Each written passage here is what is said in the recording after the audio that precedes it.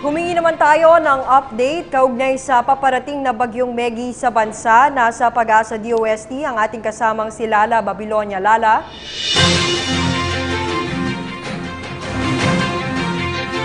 Go ahead, Lala. Ria, magandang gabi. Walang inaasahang dulot na pagkasira o damage ang magnitude 6.5 na lindol na yumunig sa Mati, Davao Oriental kaninang 6:45 ng umaga. Ito ay ayon mismo sa ulat ng Philippine Institute of Volcanology and Seismology of PHIVOLCS. As of 3:26 p.m. ayon sa PHIVOLCS, may lakas na lamang itong magnitude 2.7 at may lalim na 21 kilometers. Samantala, andito naman tayo ngayon sa Pag-asa para sa latest update kay Severe Tropical Storm Helen.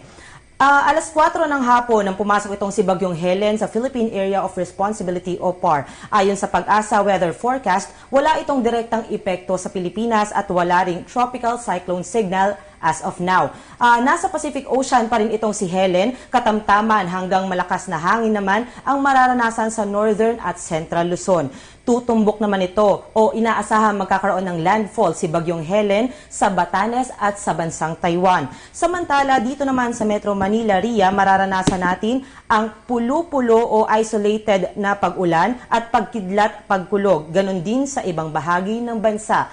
Ang tabayanan lamang po ang susunod na update kay Bagyong Helen mula sa Pag-asa mamayang alas 11 ng gabi. Yan lamang ang pinakahuling balita mula dito sa Pag-asa para sa ating ulat panahon. Ako si Lala Babilonia.